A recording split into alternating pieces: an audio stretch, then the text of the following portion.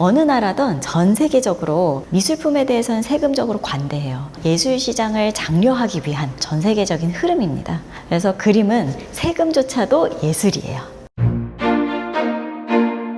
안녕하세요. 반갑습니다. 세무사님, 이번에 인천 아시아 아트쇼 자문위원으로 위촉되셨다는 소식을 들었어요. 네, 감사하게도 연락 주셔서 좋은 기회라고 생각이 들어가지고 위원회에 참여하게 되었어요. 곧 있으면 인천 아시아 아트쇼도 개최를 하고 저도 미술에 관심이 많아서 오늘은 미술과 사업에 대해서 이야기 한번 해보려고 합니다. 세무사님이 독특하게 미술 전공자이신 세무사님이시잖아요. 그림에 대한 애정이 남다르실 것 같은데요? 아무래도 그렇죠. 제가 취미로 화실을 다니기도 하지만 미술을 하던 학창 시절에도 아트페어는 빠지지 않고 이제 코엑스에 사진기 들고 다녔던 그런 기억이 있거든요. 그럼 세무사님은 그림을 좀 보실 줄 알겠는데요? 이거는 좋은 그림이라든지 뭐 이건 잘 그린 그림이라든지 이런 것들이요. 기본적인 안목은 아무래도 조금 있겠죠. 그림은 아는 만큼 보이는 것이거든요. 지금 미술계 현직에 있으신 그런 분들만큼은 제가 모르지만 최소한 즐길 줄은 아는 그런 정도인 것 같아요.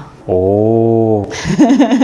그럼 그림을 즐긴다는 게 어떻게 즐기는 게 즐긴다고 표현을 하는 걸까요? 사실 그림을 건다는 것이 최근에 좀 붐이 일기는 했습니다만 아직은 그림을 건다는 개념이 좀 생소하신 분들 많으실 것 같아요. 맞아요. 저도 세무사님 아니었으면 그림을 관심이나 가졌을까 싶어요. 그렇죠. 많은 분들이 그러실 거예요. 그런데요, 그림을 보고 느끼고 이렇게 소비한다는 거 삶에 있어서 되게 색다른 변화를 주는 것 같아요. 데이트할 때라든지 아니면은 여가 시간을 보낼 때 주변에 가까운 갤러리를 가보거나 아트페어를 가보시는 것도 좋은 경험이 되실 것 같습니다. 그림 보실 때 이 그림이 우리 집이나 사무실에 걸린다면 사무실 분위기가 어떻게 바뀔지 그거를 생각해 보시면은 좀 그림이 달리 보이실 거예요. 저도 물론 사무실에 그림을 바꿔가면서 이렇게 걸고는 있습니다만 그림을 걸면 그 공간이 확 바뀌어요. 기본적으로 인간이 누릴 수 있는 최고의 사치가 신미안이라고 하잖아요. 저는 아트가 사람이 만들어낼 수 있는 신미안의 어떤 총화다 그렇게 생각을 하거든요. 어떤 작가가 열과 성을 다해서 만들어낸 엄청난 밀도 있는 작품을 내 공간에 혹은 많은 사람들이 볼 수 있는 그런 공간에 건다는 것 자체로도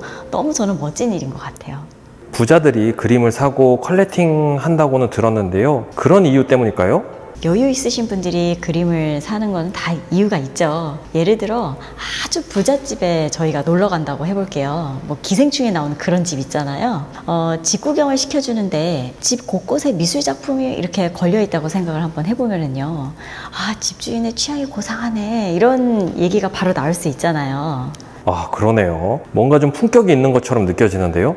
그쵸. 그게 왜 그럴까 생각을 해보면 작품을 컬렉팅 한다는 것 자체가 그 사람의 품격을 좀 높여주는 그런 것이라서 그런 게 아닐까 싶거든요. 그림을 아는 만큼 보인다고 아까 말씀드렸듯이 그 작가와 미술사를 조금 알아야만 컬렉팅을 할 수 있는 부분이 있어서 실제로 아트 컬렉팅 하시는 분들은 인문학적 소양이 높으신 분들이 많을 수밖에 없다고 생각을 해요. 근데 그렇다고 해서 우리 같은 일반인은 그림을 즐기기가 아예 힘든 거냐? 그렇지는 않아요. 너무 그림을 그들만의 리그다 이렇게 접근할 필요는 없는 것 같고요. 비기너인 입장에서는 그냥 내 눈에 좋은 거 그거 한번 걸어보는 게 그게 더 중요한 것 같아요. 세무사님은 그림을 그리기도 하시지만 렌탈로도 그림을 거시잖아요. 이것저것 걸어보면은 어떤 그림이 걸었을 때 좀 좋더라라는 이런 주관이 조금 생기는 것 같아요. 세무사님은 어떤 그림을 좋아하시나요? 막 어떤 그림을 딱 좋아한다라는 거는 없는데요. 그림을 고를 때 저는 좀 제 마음을 투영을 하게 되더라고요. 이제 사무실에 저는 주로 그림을 걸다 보니까 보기에 편한 그림을 찾게 돼요. 보기에 편한 그림이 어떤 의미냐라고 한다면은 저도 모르게 좀 일이 많이 힘들고 지치고 이러잖아요. 전화도 많이 오고 미팅도 많고 그러면 저는 말을 진짜 많이 하거든요. 거의 입을 벌리고 산다고 하거든요.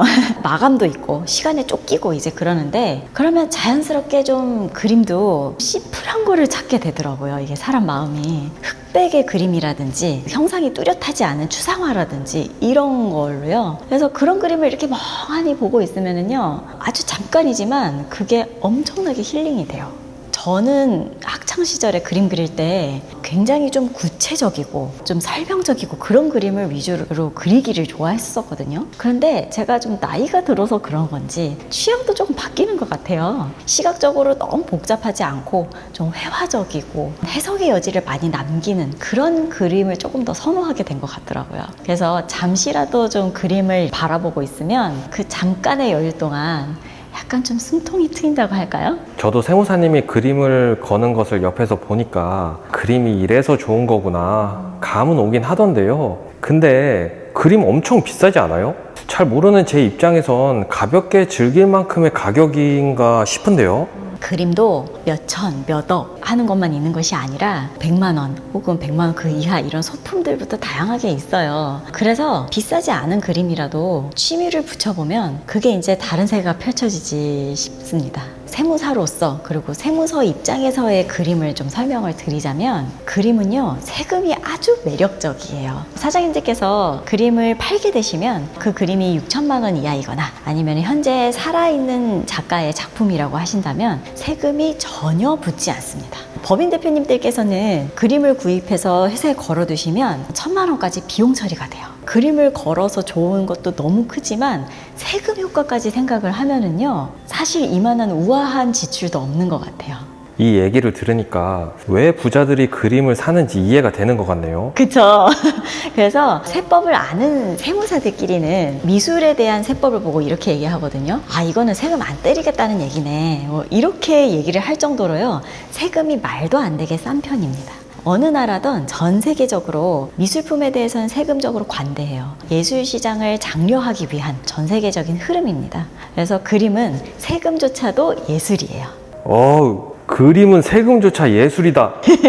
이거 너무 멋진 말인 것 같은데요? 그죠? 사업하시면서 너무 바쁘게 여러 가지 이슈를 생각을 하시다 보면 사장님들께서 사람이 혼이 빠져요. 저도 그렇거든요. 하루 종일 일 생각에서 벗어나기가 쉽지가 않고 일부러 시간을 빼서 어디 휴가를 가시거나 그러지 않으면은 일상에서 좀 이렇게 여유를 부리기가 쉽지 않은 게 사실이죠. 저는 그림이 좀 사무실에 있으면 그게 그렇게 위로가 되더라고요. 힐링이라는 측면을 생각을 해봤을 때 어디 멀리 조용한 데 간다든지 휴양지 간다든지 이런 거를 떠올리잖아요. 어디 멀리 가지 않더라도 일상에서 그림을 보다 보면 그림이 힐링을 찾을 수 있는 그런 좋은 수단이 아닌가. 그런 의미에서 생각을 해보면 사실 그림만한 가성비도 없지 않나 라는 생각도 한번 해봤습니다. 그림이 가성비라는 이론은 엄청나게 충격적인 이론 아닌가요? 저한테 그래요. 그만큼 그림이 이제 일상에서 지속적인 힐링을 준다 이런 얘기겠죠? 맞습니다. 너무 소중해요. 인간이라면 본능적으로 예쁜 걸 보면 기분이 좋아지잖아요. 그림이라는 거는 잠깐이지만 일상을 벗어나게 해주고 그리고 힐링을 즐길 수 있는 그런 것인 것 같아요. 어떤 시각적인 충격이 기분 전환을 하게 해주기도 하고 그런 잠깐의 여유라도 있어야 또 신선한 아이디어가 떠오르고 저는 그렇더라고요. 사장님들께서 쉬실 겸 아트페어 한번 구경 가시는 것도 너무 좋을 것 같아요. 11월 23일부터 26일까지 송도 컨벤시아에서 아트페어가 열립니다. 아트페어 관련해서는 제가 커뮤니티에 글 공지 한번 해드리도록 할 테니까요. 그거는 한번 참고를 해주세요. 오늘은 여기까지. 감사합니다. 오늘 촬영은 송도의 갤러리 율과 함께 했습니다. 장소 제공해주신 최유주 대표님께 감사 말씀드립니다.